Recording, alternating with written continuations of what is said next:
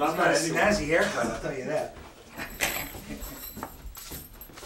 Well, thanks for coming out tonight. Yeah, you're welcome, Jordy. And being with us and partaking in this unusual experiment. Now, is there anything particular, like this evening or within the last several months, that will explain this kind of bizarre behavior? Of a crack cocaine spider? Not. Wait a minute, you didn't introduce this guy. Yeah. Oh. Needs no introduction, but He doesn't really need an intro. Who's this guy? Ladies and gentlemen, Eric Francis. How could we say? Mystic, seer, and journalist. Journalist. This man is a journalist. That's a good way to. And Noted astrologist. a socialite. Thank you. I do have writers for this show, actually. They're not on strike. There is a writer's strike after all, so don't expect much. If I leave anything out, just say so. But not about the spider, but actually a resurgence and awareness of our surroundings and our environment. Well, you're optimistic. I am optimistic. Yes. That is one of my problems Well, this is these a good days. news joke. So yeah, I don't know. I'm not so sure that I can say that there's something occurring culture-wide. Everyone keeps looking for it. I think we wish that there was people like would be waking up, but that's not how it happens. I think Right. that everyone has to make a choice to pay attention and wake up, and we still have a lot of influences keeping us paying attention to trivial things and fixing the address book in our cell phone. right. And scrambling to pay the cell phone bill. I know. Well, my idealism keeps. What was it?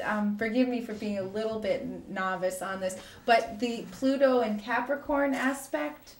Well, that's one of a few pretty good changes that have happened.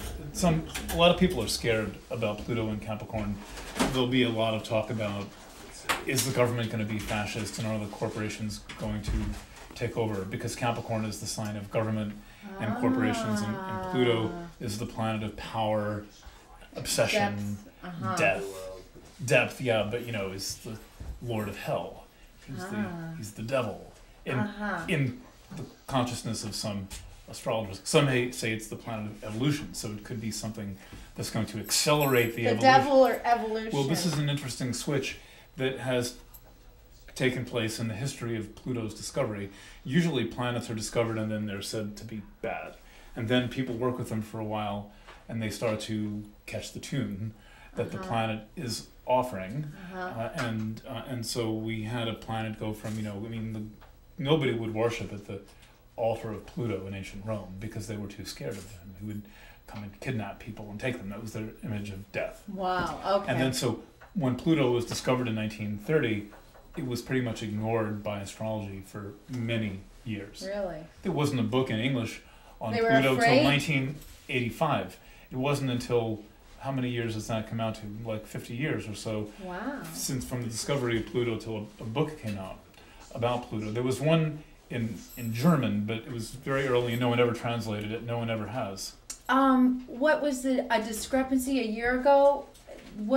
Something wasn't actually a planet. Well, Yeah, Pluto. kind of. I mean, And there was everyone was like, haha, astrology, it's all bunk, and Pluto doesn't exist. So it throws everything out of the water. not exactly. Well, A planet bigger than Pluto was discovered in 2005, Eris, It'd be astronomy. out on the edge. It's the furthest thing known. It's past Sedna. Pluto's got a 252-year orbit. So the sun is here, and Pluto is here. It's 250 years, and Sedna is like out about here with a 10,000-year orbit. Wow. And Eris, it comes in really close to the sun, and then it goes out further than Sedna, but its orbit's only 571 years. So, but it's bigger than Pluto. This caused a big fuss, and it forced the question of what is a planet. Now, there are about 250,000 known objects orbiting our sun. So it wasn't like it was news that something new got discovered. Things have been discovered since Uranus in 1781, and Ceres in 1801, and then on and on and on. Right. Right, so there's now about 250,000 known things. But the thing with Eris was that it was bigger than Pluto. And this forced the discussion of, is Pluto really a planet? Is it like, would it really actually be affecting it? Or maybe it was... No, it's the definition. Up until last summer, '06, Okay. no one had given a definition of a planet. They didn't need one. It was a planet up in the sky. But then there were all these discoveries, and they called a bunch of things asteroids. So they said, they made a category. But meanwhile, still no one defined planet. So they had a kind of a definition for asteroid, but... Okay, then centaurs started being discovered in 1977, and then they had a definition for centaurs.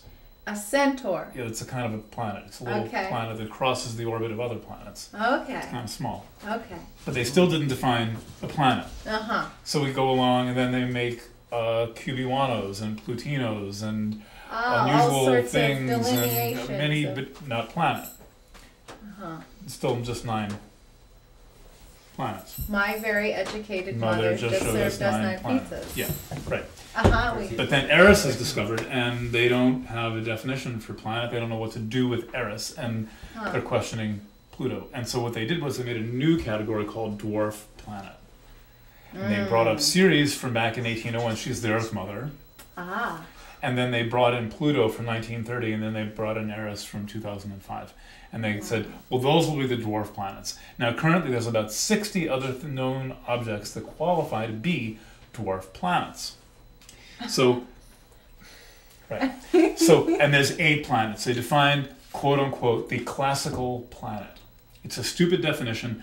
I don't like it, but at least it's a definition, and it kind of settled the debate for a little while. But as far as astrology goes, there's no question about the efficacy of Pluto. But what it does is it says that the former Lord of Hell and this thing about being obsessed by death is no longer the bottom line.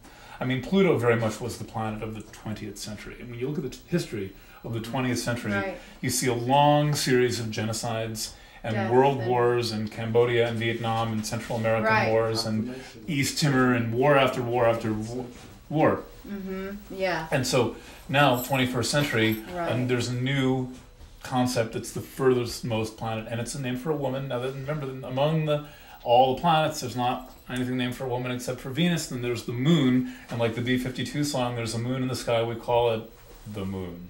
She has a name, it's Selene or Luna, but no one bothers to call, hi Selene, how are you? It's always just the moon. Yeah, it's funny how those things get lost in our So now culture. Ceres was brought in to be a kind of a planet, and Eris was brought in to be kind of a planet, tripling the number of goddesses involved.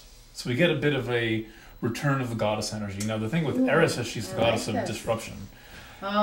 Discord. So she doesn't really have a good reputation yet. But I think is that because she's so close to Pluto and that those planets could be kind of working off of each other in a way? Well, she's further than Pluto quite a bit. Quite a bit like further. Billions of miles. So her gravity kind of is in her own. Yeah, we're past her own time, her own being. Yeah, it's really not about gravity. It's about archetypes. But she was the goddess of discord in ancient Greece and Rome. Okay. Eris in Greece and Discordia. And is she involved somehow? How is she involved in this whole pattern? The guys who named her because they thought that the world was in discord, so it'd be a good name. But I think that it's more about the personality being in discord, like in complete cacophony, as they say in music. Because if you think about it, where there were 9 planets, whatever, it was complicated enough. Now there's 250,000. So if the astrological system represents the psyche in some way, what does it mean that there's 250,000 things buzzing around the sun? Right. And Eris is the ambassador of all those other unknown things, and she represents the chaos of the psyche and the sense of identity that is not really existent anymore.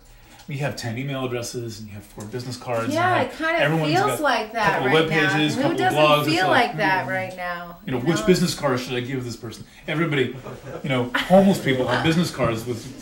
So, who are we? And I think that Eris symbolizes the discord of the psyche at this time in history and our inability to really grasp who we are. Right. So.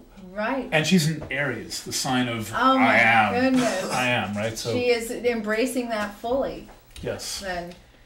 So there you go. So That's my